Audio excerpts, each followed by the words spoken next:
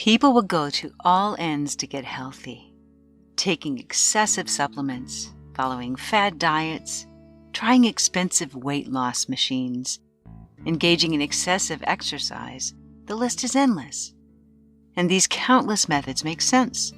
I mean, let's face it, we live in a world where shiny, quick commercial fixes have far more appeal than good old-fashioned diet and exercise. Despite humanity's preoccupation with food and the multitude of other health gimmicks, the natural world operates quite simply. When an animal is sick, its natural instinct is to refuse to eat. When the crisis is over and healing is accomplished, appetite returns naturally.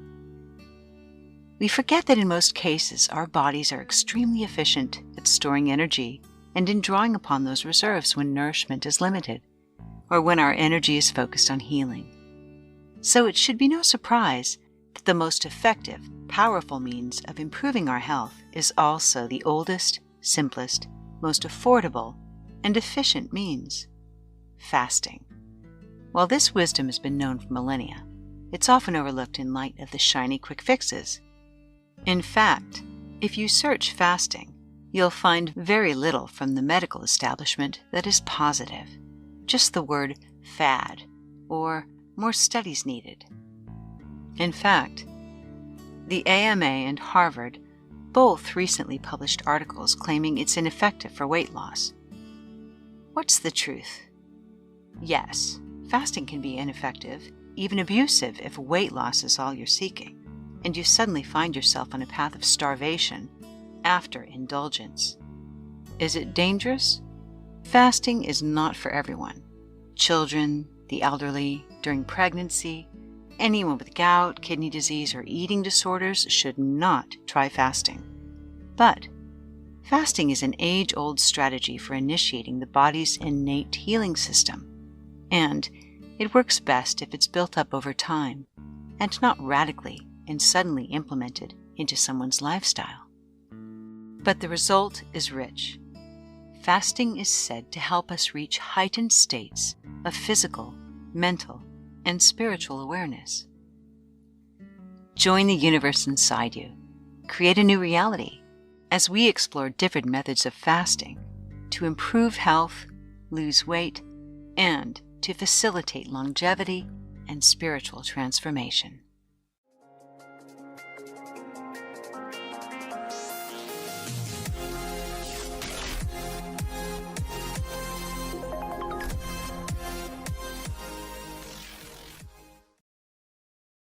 While we're interested in sharing what we've learned about the world's most ancient healing and spiritual tradition, this video is for educational purposes only. While many people have shared that these systems are effective, there are serious risks and dangers associated with any form of fasting, and any fasting program you try should be under the supervision of your medical provider, and avoided if you are underweight, pregnant, or breastfeeding. The practice of fasting for purification and health can be traced back as early as ancient Greece. The great philosopher Pythagoras required all his disciples to first purify themselves through fasting. Plato said, "I fast for greater physical and mental efficiency." Plutarch said, "Instead of using medicine, rather fast a day." The founder of modern medicine, Hippocrates, prescribed either a strict fast with nothing but water, or medicinal teas, or a very slender liquid diet. Hippocrates said, "Everyone has a physician inside him or her. We just have to help it in its work. The natural healing force within each one of us is the greatest force in getting well. Our food should be our medicine. Our medicine should be our food. But to eat when you are sick is to feed your sickness." One professor of Egyptology, Wassim al-Sisi, notes that ancient Egyptians used to fast for a total of 30 days each year. They practiced this as an exercise in self-control, which, he says, was a consideration of moral law. Many of the world's great religions practice fasting to purify body and mind as well. The Hindi, Baha'i, Buddhists, and Taoists, and the Christians. The Bible mentions several 40-day fasts, including those done by Moses, Elijah, and Jesus. In Judaism, Yom Kippur is a fast for atonement. And in Islam, fasting for Ramadan is an expression of devotion.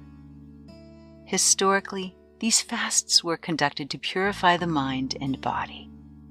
But how does this work?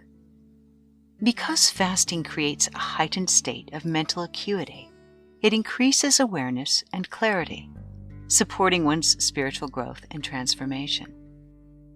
Many devotees will include it, along with the practice of meditation, to support reaching higher states of consciousness. But it also helps us transcend our emotional attachment and physical addictions to food, allowing the mind the space and freedom to explore deeper truths. Once we are past the initial discomfort, we may feel the freedom of not needing food, which in itself is such a powerful preoccupation of the mind. Fasting the body allows time to refocus our attention on feeding the mind and the spirit. The specific evidence-based benefits of fasting are very well known, but it may surprise you to learn that they have included, not in all but in extreme cases, reparation and healing of serious conditions, including cancer and autoimmune diseases. These cases are shared in the stories of Shirley Lindemann, who published how she was healed of lupus. And more recently, Lou from the YouTube duo Wild We Roam, who found relief from the pain of rheumatoid arthritis and leaky gut. But how is this healing possible? The answer was made clear in 2016 when Japanese cell biologist Yoshinori Osumi won the Nobel Prize in Medicine for his research on how cells recycle and renew their content in the absence of nutrients. It's a process called autophagy. What is autophagy? It means self-devouring, and it's the natural regulated mechanism of the cell that disassembles unnecessary or dysfunctional components. Put it this way, our body's innate heat is like a metabolic fireplace that's always burning and must consume something for fuel. In the absence of nutrients from food, the inner physician, of which Hippocrates spoke, awakens and effectively cleans house, turning instead to using and recycling its own reserves. The molecules which are least essential to our health, toxins and cellular waste, are consumed first, and our inner physician knows precisely what to metabolize and how to eliminate it. David Osborne, MHLAC of GreekMedicine.net, refers to it as a cleansing operation without surgery. During autophagy, cells destroy viruses and bacteria, and they get rid of damaged structures. It's a natural and effective process, sort of like survival of the fittest cells, as it were. But there's a reason autophagy is so effective at improving health. American physician Dr. Richard Schulz, also known as the Herb Doc, explains that it's because the vast majority of diseases are caused by autointoxication. Autointoxication is defined as a state of being poisoned by toxic substances produced within the body. For example, when the digestive system doesn't work properly, as food breaks down, it isn't properly eliminated. Proteins putrefy and rot. Carbohydrates ferment. Oils and fats turn rancid, all inside the body. If the colon's not working properly, these toxins must exit the body through other routes, the kidneys, skin, the breath, all which create the symptoms of halitosis, body odor, headaches, muscle aches, fatigue, autoimmune diseases like lupus or rheumatoid arthritis, cancer, or cardiovascular disease. He says that a sure sign toxic substances are not being properly eliminated through normal channels is when we experience a crisis, also known as a cold or flu, or another disease. Up to 30% of our body's energy can be required to digest food. When we want more energy, overeating creates a vicious circle of lethargy. When we fast, instead of digesting food, our digestive organs get a much-needed rest, and surprisingly, after the initial discomfort, we actually feel more energy. Dr. Bernard Jensen, DCND PhD, made the following statement: "In the 50 years I've spent helping people overcome illness, disability, and disease, it's become crystal clear that poor bowel management lies at the root of most people's health problems." This, then, is the root of autointoxication and the source of colds and flu and digestive complaints, fever, crises, all metabolic disorders, all of which fasting may assist in healing. While there's no doubt the process of fasting creates temporary discomfort, advocates say that the health benefits are so numerous and transformative, they far outweigh the cost. Former owner and founder of Authority Nutrition, now called Healthline, Chris Gunners, has compiled a number of benefits, referencing numerous research projects on PubMed.gov. He publishes these benefits as some of the most powerful results of fasting. As mentioned earlier, intermittent fasting initiates autophagy, which executes cellular repair processes, removes waste material from the body, and metabolizes dysfunctional proteins which have accumulated over time. It can help deter two of the worst conditions caused by dysfunctional cells: cancer and Alzheimer's disease. Dr. Alan Goldamer of True North Health Center in California shares a story of a 42-year-old woman whose lymphoma disappeared after undergoing a medically supervised 21-day water-only fast. Intermittent fasting can improve memory. In a series of case reports, short-term fasts significantly improved Alzheimer's symptoms in 9 out of 10 patients. Animal studies also suggest that fasting may protect against other neurodegenerative diseases, including Parkinson's and Huntington's disease. Intermittent fasting can reduce insulin resistance and is considered one of the best strategies for helping your cells respond to insulin. Fasting dramatically increases human growth hormone, HGH, which builds and repairs tissue by stimulating amino acid uptake and protein synthesis in muscle and other tissues. It also has an effect on cells at the hair root to promote healthy hair growth. Intermittent fasting can support weight loss, including belly fat, as a result of a multitude of processes.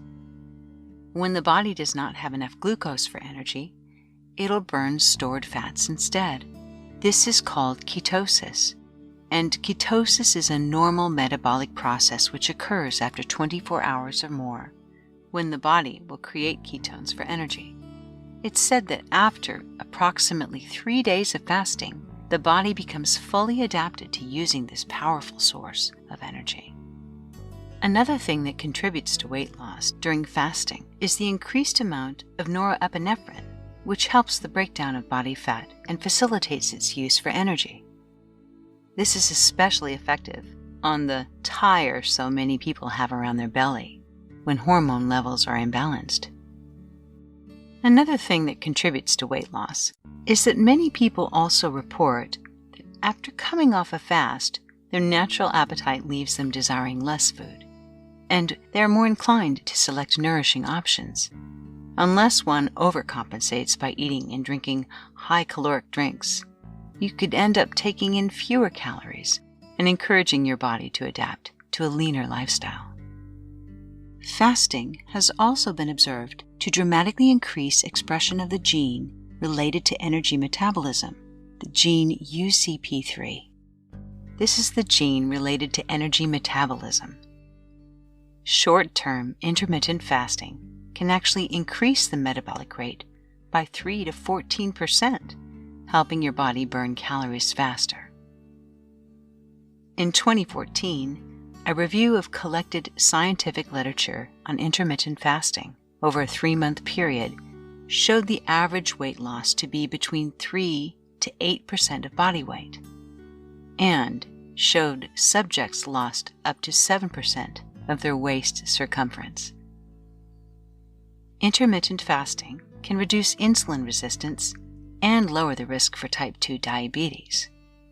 With today's lifeless processed diet, type 2 diabetes has tragically become very common.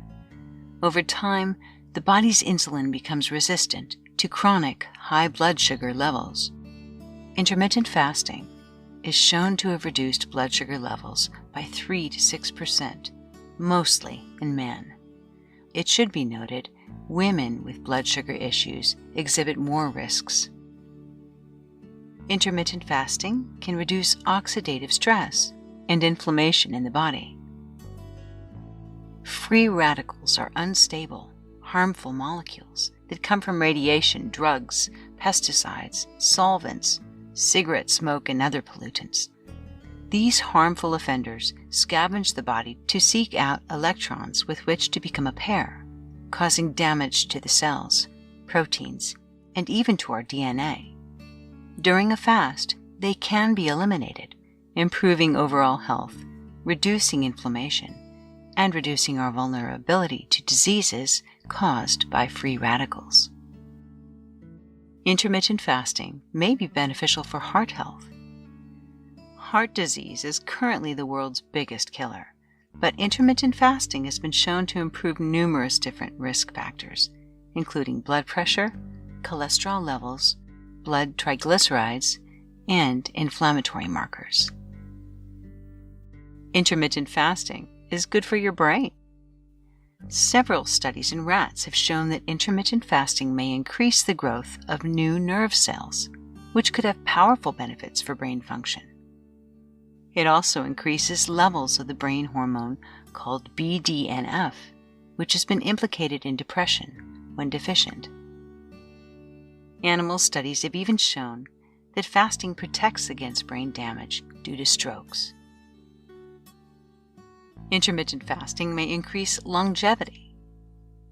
The idea that organisms can live longer, healthier lives by sharply reducing their caloric intake is not exactly new. Laboratory research has repeatedly demonstrated the anti-aging value of calorie restriction. In one 1981 study, lab mice given restricted calories increased their lifespan as much as 83% over the control group. The longevity results of fasting has been widely published, from scientific journals to mainstream news, and has catalyzed a movement of caloric reduction, which is practiced by many people worldwide in their efforts to live a healthier and longer life. If the benefits of fasting have piqued your interest, there are many different ways to fast, depending on your objective. Again, these should always be discussed with your doctor. But here are a few of the ways that people practice intermittent fasting. The simple fast. This is a day or two in length, as exemplified in many religious practices, for the purpose of purification of body and mind. It may also be undertaken anytime one feels indigestion or under the weather, or just plain out of sorts. In its simplest form, it consists merely of skipping a meal, usually dinner, and replacing it with water or medicinal herb tea to allow the body to heal. Hippocrates prescribed simple fasts for colds, fevers, and any diseases in the crisis stage. Juice fasting is often an effective strategy for detoxification when choosing to undertake fasting over a few days. Fruit and vegetable juices, often diluted, alkalize the system and speed up detoxification while providing a base level of calories and nutrients to sustain energy. When juicing, the process of ketosis isn't as intense, so this can be a more comfortable option for beginners. Also, certain fruit and vegetable juices, when properly chosen, can be very therapeutic in aiding the healing process, as their nutrients can be immediately absorbed with less digestive effort. This 16-8 method, also called the Lean Gains Protocol, involves skipping breakfast and restricting your daily eating period to 8 hours, fasting for the remaining 16 hours in between. A similar structure, the 24 method, uses a similar principle. Author of the best-selling Amazon book, The 7 Principles of Fat Burning, Dr. Eric Berg is a DC who specializes in healthy ketosis and intermittent fasting. He has trained over 2,500 doctors worldwide and explains how effective it is to simply move into a lifestyle when your body moves from 3 meals a day to 2 meals a day, 4 hours apart. This simple process prevents insulin spikes and initiates fat burning over the 20-hour period, and it does not require dramatic calorie reduction. In the 5-2 diet, you eat normally for 5 days, but for 2 non-consecutive days each week, you consume minimal calories, only about 500 a day. Made popular in recent online posts, the Master Cleanse is a 7-day cleanse that was originally created in the 1940s, during which one drinks water with lemon, cayenne, and maple syrup. This more dramatic fast can have profound results, but also could have more serious side effects due to its length. Finally, the most intense fast, dry fasting. This fast includes abstinence from water and was recently made famous by nutrition coach Thomas DeLauer. It could have powerful results, but could also have serious ramifications and therefore must be done under doctor's supervision. During a dry fast, the body will create its own water to maintain hydration. It does this by combining the hydrogen released from metabolized fat with oxygen from our respiration. During this time, our body undergoes autophagy more intensely, burning everything non-essential and harmful to the body, including fat, cysts, tumors, inflamed tissue, and even parasites. It's been estimated that the body can create up to 1 liter of metabolized water, during which time it will continue to remove toxins through urination, but much less frequently than when water is consumed.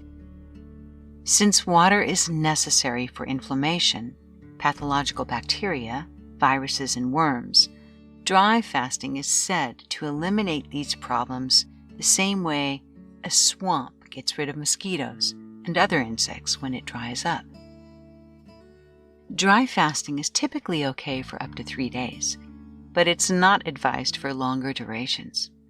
While the dangers are obvious, it should be known that toxicity of the modern world, such as environmental pollution, refined, nutrient-depleted foods, junk food, drugs, have made us constitutionally weaker and less resistant to the rigors of intense detoxification. Many advocates prefer maintaining liquids during a fast as a means of flushing out rather than recycling the body's waste. Before undertaking any fast, it's important to plan ahead and to follow certain precautions. When planning a fast, the first rule is to listen to your body. Are you moving towards a crisis? Uncomfortable symptoms in your head, gut, or sinuses may be a good indication it's time to cleanse. While a simple fast may be beneficial at any age, pregnant mothers and children require a rich supply of nutrients for growth and should never be expected to abstain from food. Young adults and the elderly may safely undertake short fasts, 1 to 3 days, but middle-aged adults can derive the most benefit from extended fasting, especially after the age of 40, when metabolism tends to slow down, increasing toxicity accumulation. If you plan to undertake a long fast, it's important to make sure you have a clean bill of health from a physician or holistic healthcare professional. It's always a good idea to have your fasting program monitored by a proper professional. If you're planning a prolonged fast, you may also wish to heed the season and the phase of the moon. Since we can obtain up to 30% of our water from food, fasting is discouraged when the weather is too hot, which is dehydrating, or too cold, when we need nourishment the most. Also, when the moon is waning, this is the best time to purify, whereas the waxing moon favors recovery and rebuilding after a fast. Ideally, breaking the fast right around the time of the new moon allows you the support of the lunar cycle in rebuilding your health and energy. Phil Sanderson, who condones the 7-day master cleanse, makes these suggestions. Many people appreciate talking with someone who's fasted before to understand better what to expect. Make sure you have solid emotional support for those moments of discomfort. Prepare your water and break fast meals in advance. Do not travel. Remain at home to avoid unnecessary stress and avoid dining situations for obvious reasons.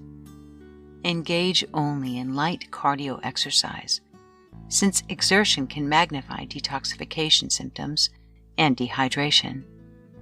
If you're not dry fasting, drink plenty of fluids, including water, herbal tea, and in the case of juice fasting, fruit or vegetable juices, to aid the cleansing and detoxification process.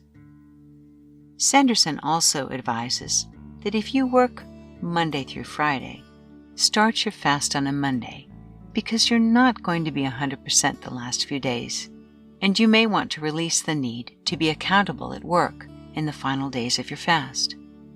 He says that on day 3, elimination peaks and that mental acuteness is magnified around day 6. He encourages you to ease into a fast and definitely to ease out of it with simple, nourishing foods in their most natural state. Most importantly, Dr. Berg also condones maintaining a healthy diet before any fast is considered, encouraging you to build up to a prolonged fast by allowing yourself to eat when you meet your edges. Sanderson also highly discourages the use of weight loss pills, which can create more problems than they solve. Fasting often has side effects. Generally speaking, it's said that the most recently acquired toxic matter will be the first to be passed out, followed in time by the older, more long-standing matter. Also, detoxification tends to start in the morning with the head and generally works its way down the body. The various uncomfortable symptoms experienced during a fast may also be where toxicity is being released. Dr. Berg adds that you can expect to be moody, especially in the first 3 days. He also says that cold hands and feet indicate ketosis, meaning the thyroid is adapting and breaking down fat. The body has the ability to create and use its own antioxidant, uric acid, to aid in the cleansing. But, in rare cases, excessive uric acid coupled with dehydration can lead to kidney stones or gout and require medical attention immediately. The first 3 days are often said to be the most severe for cleansing and detoxification, along with weight and muscle loss. Typically, however, after day 3, the body adapts to ketosis, efficiently burning its fat reserves to satisfy the body's energy needs. During this time, energy levels may even improve. While fasting, there are a number of therapeutic measures that can be taken to enhance the cleansing and detox process. The most popular and common ones are as follows. Massage, which speeds detoxification by removing blockages in blood circulation. A tablespoon of castor oil at night flushed with lemon water, will help draw out impurities. It can also be massaged into the abdomen to detoxify intestines, liver, and the gallbladder right through the skin.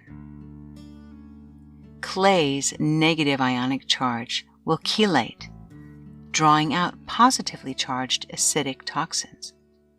Clay paste can be put on rashes, abscesses, boils, and other skin eruptions to speed their healing.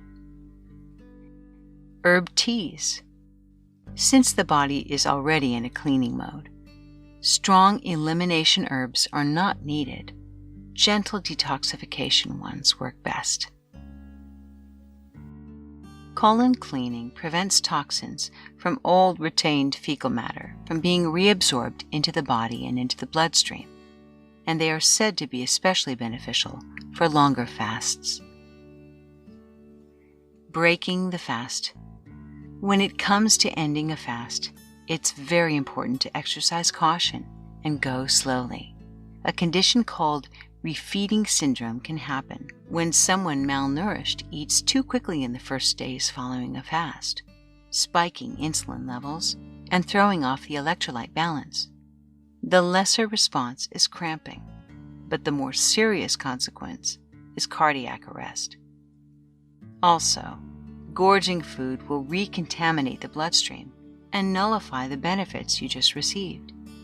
The best strategy is a gradual step-by-step transition back to a normal diet.